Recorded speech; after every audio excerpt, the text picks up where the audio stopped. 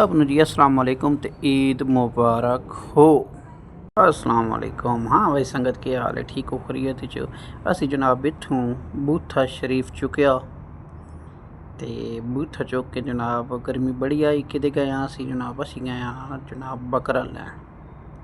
खैर वो भी विच वीडियो शायद को क्लिप मैं बनाए सी वेखदा वो भी तुहानू नाल शेयर करसा।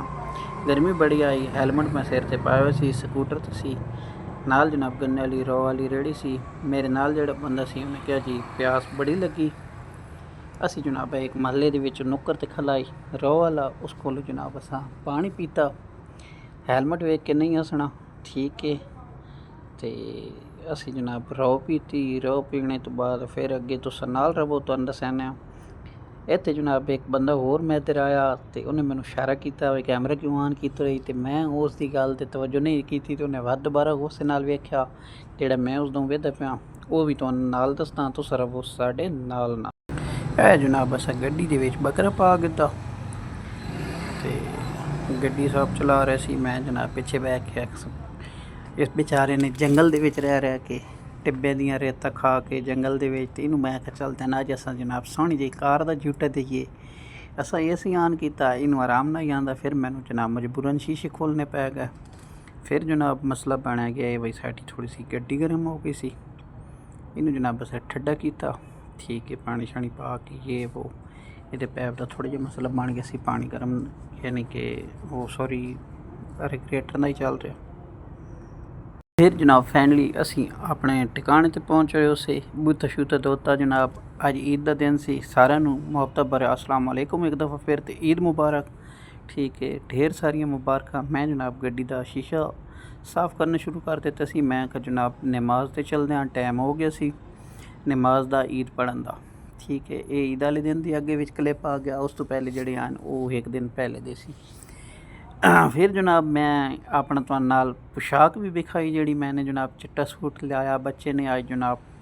अच्छा मज़े की गल तुहानू दसदा, मैं बच्चे का चिट्टा सूट मैक्सीमम कमो पेश भी रमज़ान शरीफ के विच सीता होया सी और इंजे पे होया सी, मैं नहीं पाया, ठीक है।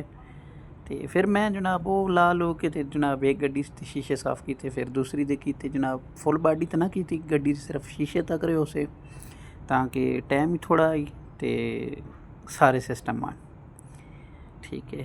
फिर जनाब एवें करदे जनाब ठीक है। ए जनाब वेखो कैसा लगे तुहानू जनाब बंदे ने चिट्टा सूट पाया हो तो बाद गड्डी साफ़ करनी पवे। वाह वाह वाह क्या बात है, क्या माहौल है। खैर खुशियां वंडो, हसते रहो वसते रहो, तो दुआवां मैनू याद किया करो, सपोर्ट की करो।